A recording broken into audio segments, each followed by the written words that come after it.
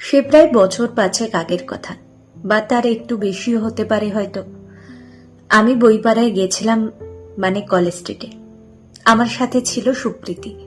ও আমাদের অফিসেই চাকরি করত। বেশ সহজ সরল মেয়ে। আমি নেড়ে ঘেটে বই দেখছিলাম, পছন্দ মতো বেশ কিছু বই কিনছিলামও। সুপ্রীতিও তাই করছিল, অনেক বই দেখছিল, সেগুলোর বিষয়বস্তুগুলো পড়ে নিচ্ছিল, বই বিক্রেতার থেকে দাম জানছিল। মোট কথা, ও যে বই নিয়ে খুব উৎসাহী তা বুঝতে পারলাম, কিন্তু কোনো বই কিনছিল না। আমি ওকে জিজ্ঞাসা করলাম, তোমার খুব বই নিয়ে আগ্রহ তাই না? হ্যাঁ দিদি, ভীষণ। আমি বই পড়তে খুব ভালোবাসি। আমার বাড়িতে যা কিছু বই ছিল সব পড়া হয়ে গেছে, কিন্তু আর নতুন বই তো কেনা হয় না। দেখলাম মেয়েটার মুখে একটা কষ্টের ছায়া পড়ল। কেন কেনা হয় না? কেন? সংসারের কি অবস্থা তা তো তুমি জানোই। আমার স্বামী তো সব দায়িত্ব আমার ঘাড়ে চাপিয়ে ওপারে গিয়ে বাঁচলেন। শ্বশুরমশাইয়ের কারখানা লক আউট দীর্ঘদিন। এদিকে রোজগার বলতে আমার এই 17,000 টাকা মাইনে, আর শাশুড়ি মায়ের ওই সেলাই ফোড়াই করে যা আসে, বড়জোর 1,000 ছেলের পড়াশোনা আছে, ওর পড়ার খরচ তো কম নয়। শ্বশুরের ওষুধের খরচও আছে, তার ওপর লাইটের বিল, কেবল টিভির ভাড়া, বাড়ি ভাড়া, আর খাই খরচের কথা তো ছেড়েই দাও। এতে কিছু সামলে আর নিজের জন্য কিছু ব্যয় করার কথা ভাবতেও পারি না। কোন বই পছন্দ হয়েছে তোমার? প্রশ্ন করলাম। এই দুটো সবচেয়ে ভালো লাগলো। ও দুটো বই দেখালো। দেখলাম একটার দাম 600 আর একটা 400। আমি বললাম, 600 টাকার বইটা আমি তোমায় কিনে দিচ্ছি, ওটা আমার তরফ থেকে উপহার, কিন্তু 400-র বইটা তুমি নিজেই কিনবে। না, এমন নয় যে আমি তোমায় দুটো বই কিনে দিতে পারবো না, অবশ্যই পারবো, কিন্তু তবুও আমি চাই তুমি নিজেই কেনো। যে মানুষটা সকলের জন্য খেটে রোজগার করে, সে নিজের একটাও শখ পূরণ করতে পারবে না, এ কেমন কথা? শোনো সুপ্রীতি, সকলের পাশাপাশি নিজেকেও ভালোবাসতে হয়। নিজেকে না ভালোবাসলে কোনোদিন ভালো থাকা যায় না। এই যে তুমি সব সময় আপসেট থাকো, বারবার বলো বাঁচতে ইচ্ছে করে না, তার কারণ কি জানো? কারণ তুমি নিজেকে ভালোবাসো না, নিজের কথা ভাবোই না। কোনো বেঁচে থাকার মোটিভেশন নেই তোমার। এরকম চলতে থাকলে কিন্তু তুমি সময়ের আগেই ফুরিয়ে যাবে। তখন কি হবে তোমার পরিবারের? তাই নিজেকে একটু প্রায়োরিটি দিতে শেখো। এই যে এত খাচ্ছ, মাঝে মাঝে নিজেকেও খুশি করো।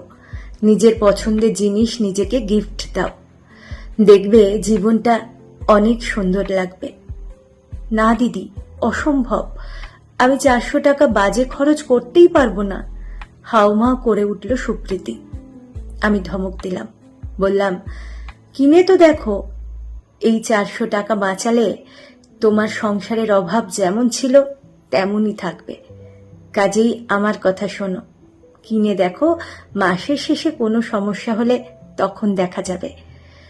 একটু ইতস্তত করে বইটা কিনেই ফেলেছিল সুপ্রীতি। পরের দিন অফিসে এসে আমায় হাসি মুখে বলেছিল, দিদি, তুমি বকে ঝোঁকে আমায় বইটা কিনেই ভালোই করলে। এটা আমার যে কতদিনের পছন্দ ছিল। কাল রাতে ভীষণ আনন্দ হচ্ছিল বইটা পড়ার সময়। বহুদিন পর এমন একটা খুশি খুশি মন পেলাম। শোনো, এবার থেকে প্রতি মাসে নিজের জন্য 500 টাকা করে সরিয়ে রাখবে, শুধুমাত্র নিজের শখ পূরণ করার জন্য। তোমার 17,000 মাইনে থেকে 500 টাকা সরিয়ে রাখলে এমন কিছু বেশি সমস্যা হবে বলে আমার মনে হয় না, কিন্তু তুমি ভালো থাকবে আগের থেকে অনেক বেশি। জীবনটা আর তোমার কাছে বোঝা মনে হবে না। আর বাড়ির লোকজনও বুঝবেন যে তোমার কাছে তোমার নিজের ভালো লাগা, খারাপ লাগাটুকুর মূল্য আছে। এরপর পেরিয়ে গেছে অনেকটা সময়। আমার আর সুপ্রীতির সাথে কোনো যোগাযোগ নেই বেশ কিছু বছর হলো, কারণ আমার কর্মস্থল পরিবর্তন হয়েছে। গতকাল অনেকদিন পর দেখা হলো ওর সাথে রাস্তায়। আমায় দেখি হাসি মুখে এগিয়ে এলো ও। আমি বললাম, কেমন আছো? ও হাসি মুখেই জবাব দিল, ভালো আছি, এখন সত্যি ভালো আছি দিদি। তোমার শেখানো ওই ট্রিকটা ম্যাজিকের মতো কাজ করেছিল জানো। মনে অনেক দ্বিধা দ্বন্দ্ব নিয়ে নিজের জন্য 500 টাকা আলাদা করে রাখতে শুরু করেছিলাম। প্রথম 2-1 মাস একটু চাপ লাগলেও তারপর দেখলাম আস্তে আস্তে ব্যাপারটা ধাতে সয়ে গেল। আর অত সমস্যা হলো না। বেশ কয়েক মাস টাকাটা জমিয়ে ভালো একটা মোবাইল কিনলাম। সেই মোবাইলে এখন সিনেমা টিনেমা দেখি। সারাদিন কাজের পর মনটা ফ্রেশ হয়ে যায়। মাঝে মাঝেই নিজের পছন্দের বই কিনি, কখনো সখনো শাড়িও কিনি ভালো লাগলে। শুধু তাই নয়, একটা সেকেন্ড হ্যান্ড স্কুটি কেনারও প্ল্যান আছে। আসলে এখন মাইনে অনেকটাই বেড়েছে, তাই নিজের জন্য 1000 টাকা করে সরিয়ে রাখি। শাশুড়ি মাও বোঝেন আজকাল আমি নিজের ইচ্ছাকে প্রায়োরিটি দিই, তাই আমার পছন্দকে গুরুত্ব দেন। আমার ভালো লাগা অনুসারে মাঝে মাঝেই রান্না করেন। এমনকি ছেলেও বুঝতে শিখেছে সকলের ইচ্ছে পূরণ করার পাশাপাশি মায়েরও নিজের শখ পূরণের অধিকার আছে। ও নিজের অল্প পকেট মানি বাঁচিয়ে মাঝে মাঝে আমার জন্য পছন্দের চানাচুর নিয়ে আসে। সুপ্রীতির মুখে এক অদ্ভুত আলোর উপস্থিতি লক্ষ্য করলাম গতকাল। আগেকার মতো বিষণ্ণ লাগছে না ওকে। বুঝলাম এটা হলো নিজেকে ভালোবাসতে পারার দীপ্তি। ওকে দেখে যেন আরো একবার বুঝলাম, সত্যি অনেকেই আজকাল সেলফ লাভ শব্দটার বড় ভুল ব্যাখ্যা করেন। সেলফ লাভ মানে স্বার্থপরের মতো কেবল নিজের সুখটুকু নিয়ে ব্যস্ত থাকা নয়।